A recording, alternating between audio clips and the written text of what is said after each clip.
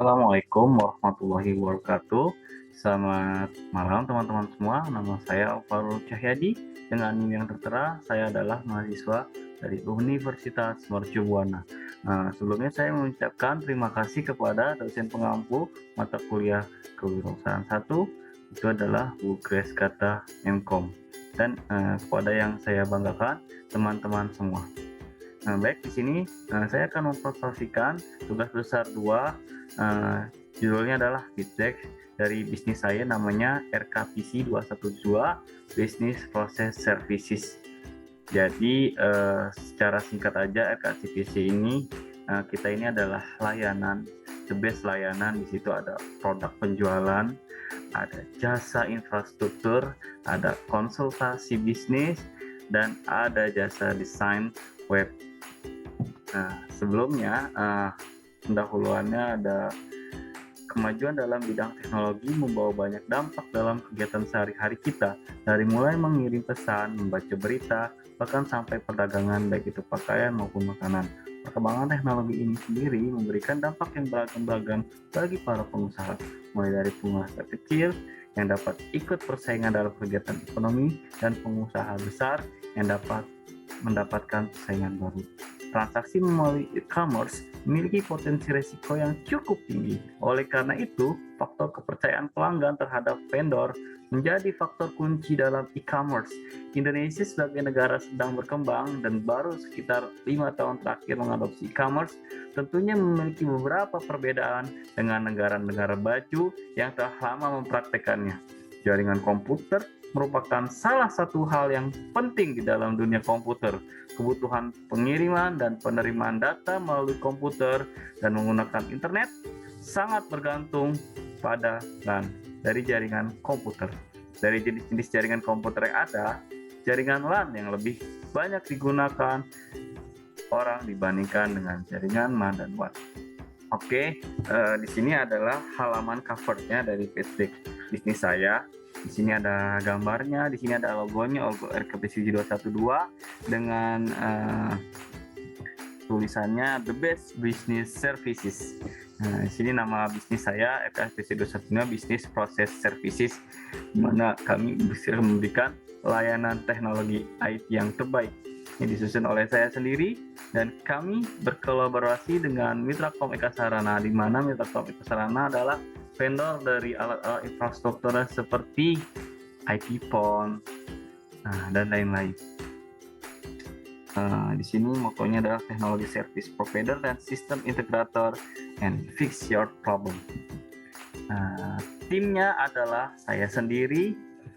Saya bekerja di Mitrakom Group, tepatnya di Mitrakom Eka Sarana sebagai IT infrastruktur. Sini saya menjadi konsultan networking dan bersama dengan teman saya, ini namanya Henry Hermansyah, rekan kerja saya juga. Dia adalah konsultan produk. Kebetulan dia juga yang memasarkan produk-produk PC kita.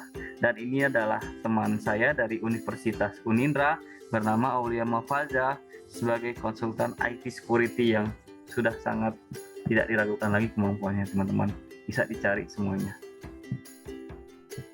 Oke, problemnya ada apa aja sih di bisnis kita? Itu ya.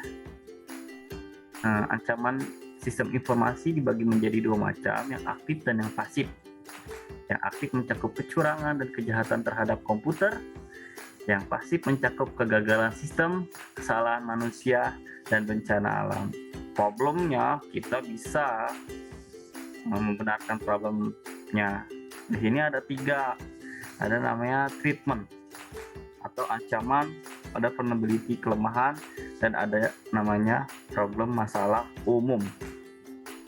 Dari ancaman ini banyak ya jenisnya, dari ancaman alam, ancaman manusia, ancaman lingkungan. Contohnya ancaman alam itu termasuk seperti banjir, tsunami, longsor, gempa bumi, itu adalah ancaman alam, kebakaran hutan, dan lain-lain ya. Ancaman manusia apa aja sih? Seperti hacking, cracking, social engineer, virus, log bomb, trojan, hoax, worm, dan lain-lain. Itu adalah ancaman dari manusia, serangan dari manusia. Lalu ancaman dari lingkungan apa aja sih? Seperti polusi, efek bahan kimia, kebocoran AC atau acak bocor, dan lain-lain. Jadi banyak ya ancaman. Kalau vulnerability atau kelemahan uh, adalah cacat atau kelemahan dari suatu sistem yang mungkin timbul pada saat mendesain, menetapkan prosedur, mengimplementasikan, maupun kelemahan atas sistem kontrol yang ada sehingga memicu tindakan pelanggaran oleh pelaku yang mencoba menyusup terhadap sistem tersebut. Nah, jadi suatu pendekatan keamanan sistem informasi minimal menggunakan 3 pendekatan. Itu pendekatan apa aja? Pendekatan preventif yang sifatnya mencegah dari kemungkinan terjadinya ancaman dan kelemahan. Lalu pendekatan detektif yang bersifat mendeteksi dari adanya penyusupan atau proses yang mengubah sistem dari keadaan normal menjadi keadaan abnormal. Lalu yang terakhir adalah pendekatan korektif yang bersifat mengkoreksi keadaan sistem yang sudah tidak seimbang untuk dikembalikan dalam keadaan normal. Lalu masalah umumnya apa aja sih? Banyak sih teman-teman masalah umum di jaringan networking komputer di dunia per-IT-an. Contohnya banyak seperti kerusakan pada kabel atau konektor jaringan, kabel terjepit, kabel digigit, konektor terlepas, terus lagi ada kerusakan pada hub dan switch, terus ada lokal area LAN yang tidak muncul, kegagalan sistem, lalu ada koneksinya terputus-putus, intermittent, masalah pada network connection, lalu komputer sering blue screen atau black screen, lalu komputer gagal masuk, tidak bisa booting, komputer tidak tampil bunyi, dan lain-lain, komputer kena virus, mati, dan gejala kerusakan lain yang lainnya. Nah, solusi yang kami tawarkan itu apa sih? Untuk menjamin hal tersebut, maka keamanan sistem informasi dapat berketeriakan dengan baik. Adapun kriteria yang perlu diperhatikan dalam masalah keamanan sistem informasi butuhkan 10 domain keamanan. Antara lain, 1. Akses kontrol sistem yang digunakan, 2. Telekomunikasi dalam jaringan yang dipakai, 3. Manajemen praktis yang dipakai, 4. Pengembangan sistem aplikasi yang digunakan, kriptografi yang diterapkan, dan yang terakhir ke-10 adalah tata letak fisik dari sistem yang ada. Kami untuk instalasi lebih dari satu hanya dikenakan 1 kali biaya transport dalam sekali panggilan, teman-teman. Lalu biaya akan dihitung setelah ada pengecekan dari teknisi kami. Jika ada pergantian spare part, kami akan menginformasikan terlebih dahulu kepada customer kami. Lalu biasa transport berdasarkan lokasi dan garansi servis maksimal 1 bulan setelah instalasi. Di sini solusinya dari kami adalah melakukan riset nih. Di sini melakukan riset ini, dengan ini kami bisa mengetahui ekonomi yang ada di sekitar agar bisa menentukan harga yang cocok dan pas untuk customer kami. Lalu setelahnya adalah membuat suatu identitas bisnis ya, mencatatkan nomor telepon, kontak, dan yang lain bisa dihubungi. Lalu melakukan pemasaran baik offline maupun online. Ini sangat membantu sekali agar jasa produk kami dikenal oleh banyak orang, bahkan bisa dipromosikan melalui akun sosial media pribadi dan lain. Lalu memberikan sistem keamanan develop yang terbaik jelas ya teman-teman. Lalu membuat sebuah tampilan produk yang menarik UI atau UX yang profesional. Tidak kalah pentingnya itu men-troubleshoot dan konfigurasi serta konsultasi jasa kami secara profesional. Lalu target. Nah, target kita itu siapa aja sih? Gitu. Nah, di sini sih dijelaskan lebih ke pengusaha muda yang ingin memulai bisnis IT. Ya, kita menyiapkan website, ya, aplikasi yang menarik perhatian pelanggan. Ya, dan yang besarnya adalah call center nih sasaran tempat kita ini. Ya, karena kami menyewakan IP phone untuk keberlangsungan bisnis mereka. Selain itu, kami menyediakan komputer mulai dari spesifikasi biasa sampai kepada spesifikasi yang tinggi yang menjadi requirement mitra kita. Lalu target ini di sini ada yang paling rendah itu adalah anak sekolah, ya jelas anak sekolah karena sekarang pandemik ya, jadi mereka banyak keadaan online, jadi banyak membeli produk komputer dari kami.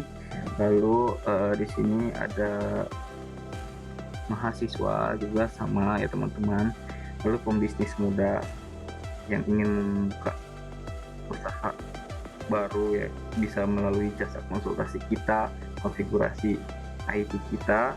Lalu perusahaan startup juga mendominan paling banyak. Setelahnya yang paling terbanyak adalah call center ya teman-teman.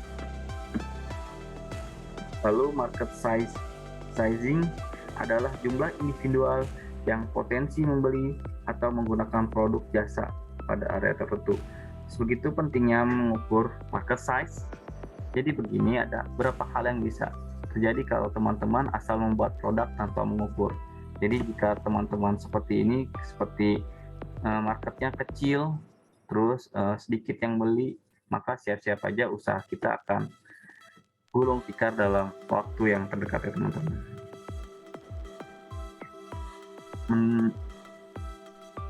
Mendefinisikan pasar adalah langkah pertama. Mendefinisikan pasar adalah langkah pertama dan mungkin yang paling penting dalam proses ini. Ya, apa aja sih yang didefinisi? Jadi sebelum masuk ke tahap bottom up versus bottom down, sum, semua itu mari kita mulai dengan 3 pertanyaan definisi dari pasar dasar. Pertama, siapa membelinya, siapa penggunanya. Nah, pembeli sama penggunanya berbeda teman-teman. Terus apa cakupan pasar saya? Nah, contoh nih, pasar penjualan komputer, gaming, konsultasi servis komputer dan jaringan komputer. Cara terbaik untuk menggambarkan semua ini adalah melalui sebuah contoh. Contoh kita akan sedikit aneh tapi menarik. Inilah situasinya. Kita adalah seorang IT infrastruktur, konsultan, dan produk yang luar biasa, dan kita berpikir untuk memperluas bisnis RKPC 212. Sebelum kita masuk ke dalamnya, kita ingin mengetahui ukuran pasar, penjualan, dan jasa komputer di Indonesia. Pertama, kita menentukan pasar kita. Siapa penggunanya? Penggunanya adalah pengusaha muda, startup, YouTuber, mahasiswa, karyawan swasta. Nah, ini ada YouTuber juga teman-teman. Kenapa? Karena PC gaming kami itu memiliki VGA yang spesifikasinya tinggi, itu kebanyakan bagi mereka buat edit video untuk keperluan YouTube-nya teman-teman. Nah, pembelinya siapa ya? Pengusaha teman-teman. Apa cakupan pasarnya? Semua demografi di seluruh Pulau Jawa. Ukuran pasar dapat memberikan data tentang total volume dan nilai pasar potensial, profit pelanggan target, pesaing utama, keputusan investasi, tren saat ini di pasar tertentu, produk atau layanan yang tersedia di pasar itu. Mengapa ukuran pasar itu penting? Riset pasar penting untuk bisnis apapun. Kita harus memahami orang yang kita layani untuk menyediakan produk dan layanan yang memenuhi kebutuhan mereka. Menghitung ukuran pasar memberitahu kita apakah pasar cukup besar untuk diinvestasikan dan menunjukkan apakah produk atau layanan kita akan layak. Data ukuran pasar berguna untuk mencari pembiayaan karena memberikan gambaran kepada investor tentang potensi pasar untuk keuntungan dan keskalaan. Riset ukuran pasar menunjukkan produk atau layanan mana yang harus kita tawarkan lebih banyak dan mana yang harus kita tawarkan lebih sedikit. Ini juga memberitahu kita apakah pasar tumbuh dan bergerak ke arah yang benar atau tujuan organisasi kita. Ini sangat penting bagi pemula dan pengusaha tahap awal karena dapat membantu kita membuat keputusan strategis seperti desain organisasi, mengembangkan produk, strategi pemasaran, dan saluran distribusi. Kita memperkirakan ukuran pasar melalui 3 pendekatan. Pendekatannya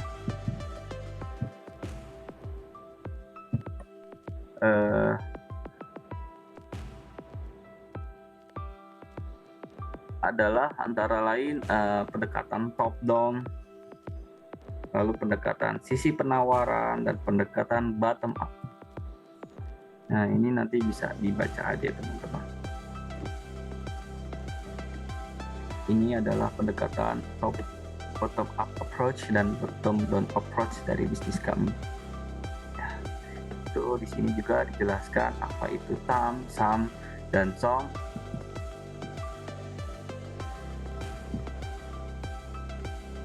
Dari sisi TAM itu adalah gambarnya yang seperti di atas ini.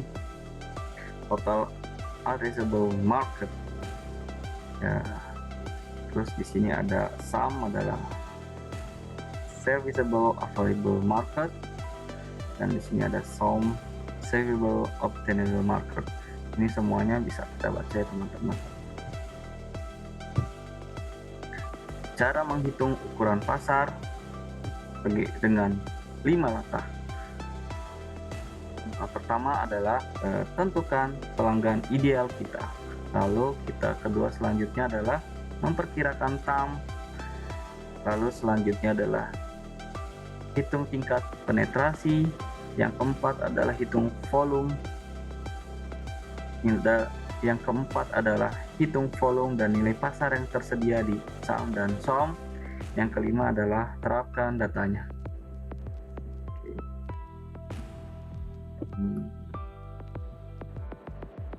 Dari tabel market size ini,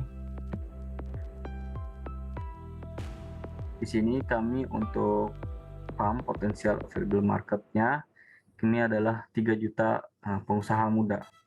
Jadi contohnya adalah total pengusaha yang ada di Jakarta, target kami adalah 3 juta. Lalu selanjutnya ke bawah ada TAM, total addressable market. Ini target kami adalah market 1 juta pengusaha muda, total pemuda di Jakarta yang menggunakan smartphone ya. Terus yang menggunakan teknologi lah. Lalu yang ke hijau ini ada namanya SAM, Serve Available Market, dengan 300, size-nya 320.000 pengusaha muda. Contohnya adalah total pengusaha yang memakai perangkat Android, smartphone atau teknologi IT. Lalu yang terakhir di sini ada namanya SOM, Serviceable and Obtainable Market atau SOM. Size-nya adalah 20.000 pengusaha muda dari total pengusaha yang memakai perangkat Android atau teknologi. Berapa yang bisa Anda tarik sebagai konsumen Anda? Lalu selanjutnya ada namanya kompetitor. Pasti kompetitor satu atau beberapa pesaing usaha ya teman-teman. Mereka seringkali dianggap sebagai suatu tantangan atau risiko yang harus ditaklukkan gitu. Lantas apa manfaatnya kompetitor itu sih? Di sini manfaatnya adalah memberikan motivasi, meningkatkan performa bisnis. Lalu dia selalu berpikir lebih baik dari kompetitor. Manfaatnya setelah itu adalah mendapatkan pelanggan setia. Lalu apa sih yang menjadi penyebab dari persaingan usaha? Itu pertama adalah salah memilih lokasi ya teman-teman. Penjelasannya ada di bawah. Lalu selanjutnya adalah salah mengambil langkah.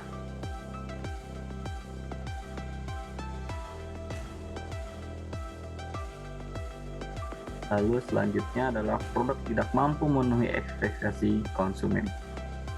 Lalu di sini saya memberikan how to deal with competitor dengan smart. Dengan pertama adalah jangan menjadi peniru ya teman-teman. Kita nggak boleh meniru mereka gitu. Kita harus inovasi, menarik dari mereka. Yang kedua adalah jangan bermain kotor. Yang ketiga, jangan menganggap remeh sebuah kompetisi. Yang keempat adalah jangan lengah dengan kompetisi. Next, monetization atau bisnis model. Monetization atau monetisasi model bisnis adalah konsep yang terkait erat di mana bagian dari model bisnis yang efektif adalah mengembangkan sarana untuk menghasilkan pendapatan dan menghasilkan laba. Dua perusahaan dapat memiliki model bisnis yang sangat mirip, namun menggunakan metode monetisasi yang berbeda untuk menghasilkan pendapatan. Nah, dasar dari model bisnisnya, model bisnis adalah garis besar atau deskripsi tentang bagaimana perusahaan berencana. Model bisnis adalah garis besar atau deskripsi tentang bagaimana perusahaan berencana untuk mengoperasikan atau melakukan aktivitas yang menciptakan nilai yang dirasa dari pelanggan dan menghasilkan pendapatan. Model bisnis target mencakup penawaran berbagai jenis produk dan layanan berkualitas, sedang dan harga yang wajar melalui toko fisik dan situs online.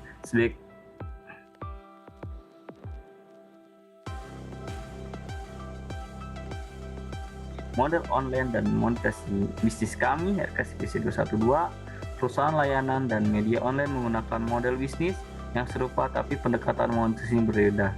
Secara hukum, kami menggunakan kombinasi biaya pelanggan dan pendapatan iklan. Beberapa surat kabar online membebankan biaya pelanggan kepada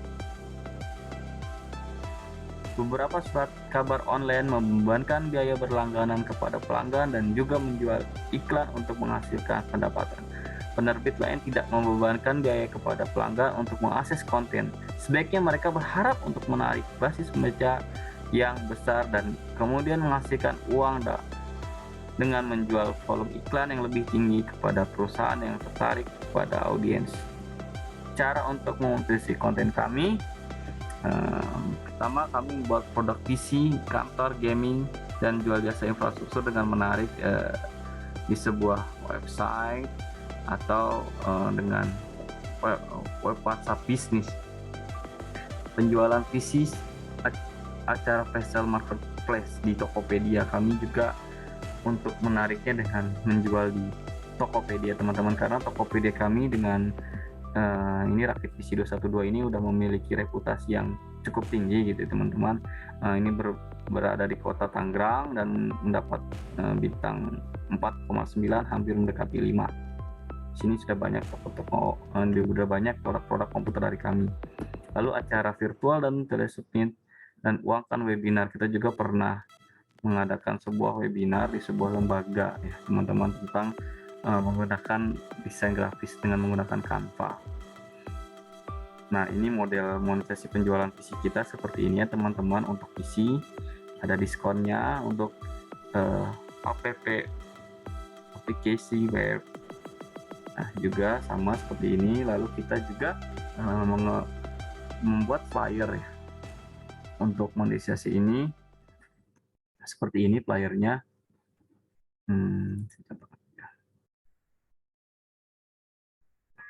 Ini penjualan PC gaming. Nah, ini bisa langsung ke web WhatsApp admin kami, teman-teman.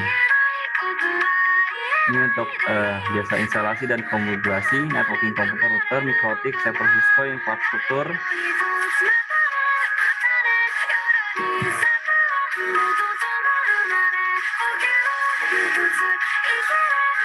Nah, ini untuk desain website-nya, teman-teman. Bisa, ini adalah toko dari klien kami sama shop.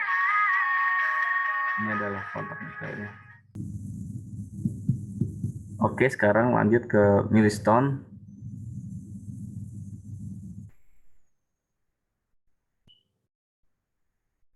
Milestone adalah satu bagian item pekerjaan yang dibuat untuk menggambarkan suatu poin tertentu dalam jadwal proyek.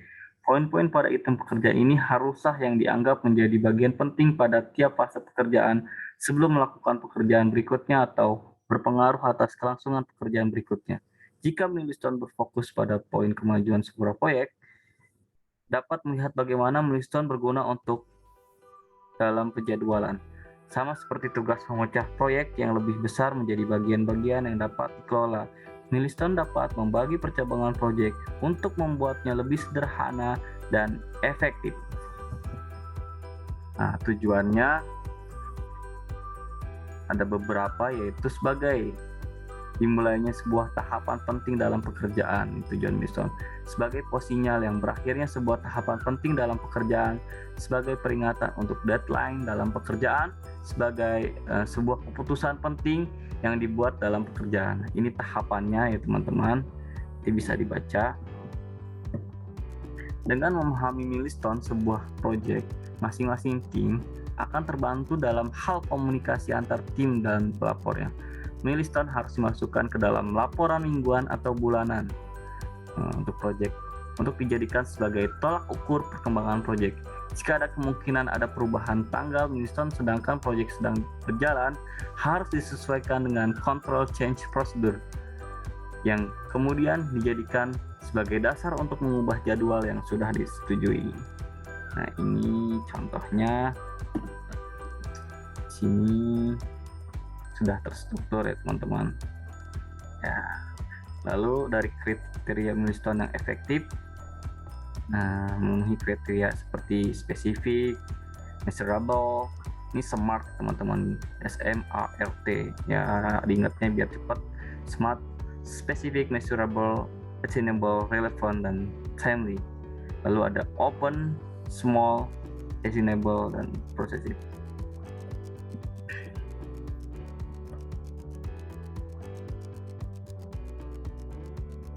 Lalu ada signifikan. Nah, milestone dapat membantu dalam pelaporan di mana perkembangan proyek bisa dipantau lebih mudah dan tidak membingungkan karena banyaknya item pekerjaan yang harus direview. Lebih dari itu, menerapkan tahapan milestone juga dapat mengurangi potensi sengketa antara pejabat pembuat komitmen dengan penyedia. Karena dengan menerapkan milestone, maka hal tersebut dapat memacu kinerja penyedia dalam menyelenggarakan. Karena dengan menerapkan milestone, maka hal tersebut dapat memacu kinerja penyedia dalam menyelesaikan tugasnya sesuai jangka waktu yang ditentukan. Lalu ada funding need and allocation. Mengalokasikan anggaran seringkali merupakan tugas yang membuat pendiri startup baru bingung. Bertanya-tanya bagaimana cara menghitungnya ya, menghitung pengeluaran dan kemana harus menyedot uang mereka. Namun, seperti yang kita lihat, ya, ini bukanlah proses yang menakutkan teman-teman, terutama jika kita memiliki platform pemodelan keuangan yang mumpuni di pihak. Lalu bagaimana caranya mengakseskannya? Pertama, tentukan total kebutuhan pengeluaran kita teman-teman. Oh, ini sudah dirinci ya. Ada 3 biaya yang perlu kita hitung: biaya awal, biaya tetap, variabel. Nah, biaya awal apa sih? Biaya awal itu seperti komputer, mebel, properti, inventaris, uang jaminan, peralatan VGA. Biaya tetap itu apa aja sih? Ya, upah, utilitas, hosting situs web, pertanggungan, kewajiban pembayaran kembali keuangan. Biaya variabel apa aja sih? Nah, pengeluaran iklan, pemasaran, komisi penjualan, beberapa utilitas, pajak penghasilan. Nah, lalu selanjutnya nomor 2 adalah identifikasi mode. Lalu selanjutnya 2 adalah identifikasi metode pendanaan. Nah, ini harus diidentifikasi nih. Misalnya untuk sumber pendanaan kita mungkin terlihat seperti ini: 70% dari investasi device komputer, 20% dari pendapatan yang ada, 10% dari pertumbuhan yang diharapkan dari aliran pendapatan baru. Lalu selanjutnya ada alokasi anggaran berdasarkan departemen ya teman-teman. Nah, ini di sini adalah ada keuangannya, laporannya, laba rugi, arus kas, bersih kas per bulan, laba, arus. Ini adalah dari aplikasinya RKCPC kami ya teman-teman. Sini ada detailnya, dan di sini ada dashboard, pembelian dan lain-lain. Di sini terlihat semua jelas, laba rugi tahun ini, penjualan bulan ini dibandingkan dengan tahun lalu, dan hutang usaha kami. Next. Nah, ini expense by class. Di sini yang hijau ini adalah cost of goods sold, COGS-nya sebesar 56,6%. Yang merah ini adalah sales and marketing-nya adalah 15,61% ya. Yang kuning adalah research and development sebesar 20,62%, dan yang biru adalah general and administrative sebesar 7,17%. Nah, ini expense by class-nya.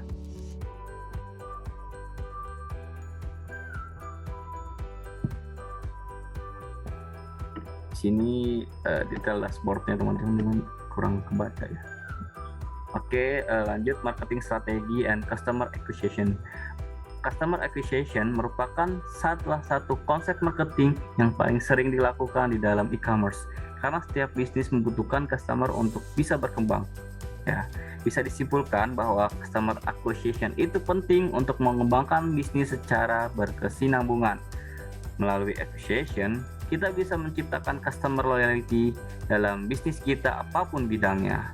Sebab kalau acquisition berhasil, maka kita akan punya banyak customer, dan dengan banyaknya customer, maka kita bisa membuat program loyalty yang dapat membuat customer semakin senang berlangganan brand kita. Kenyataannya, Acquisition memang merupakan langkah pertama yang harus dilakukan untuk menciptakan loyalty. Langkah selanjutnya setelah mendapat customer baru, nah, lalu setelah customer baru adalah, nah di sini saya jelaskan untuk pemasaran dan pelanggan akuisisi kita ada 3 modelnya: acquisition, conversion, dan retention. Acquisition ini contohnya untuk gimana cara kita mendapatkan pelanggan baru.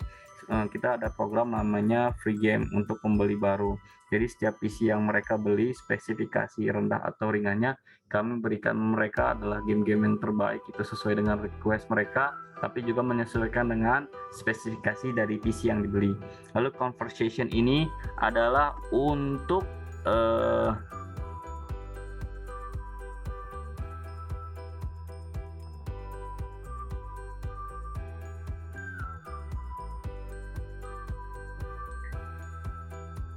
pelanggan tetap akan mendapatkan hak spesial dari kami untuk konsultasi bisnis apabila mengalami problem atau kendala, dan kami akan bantu troubleshoot kepada pelanggan tetap kami. Nah, ini caranya dengan melakukan program namanya free konsultasi 24 jam agar pelanggan kami tetap memakai layanan kami.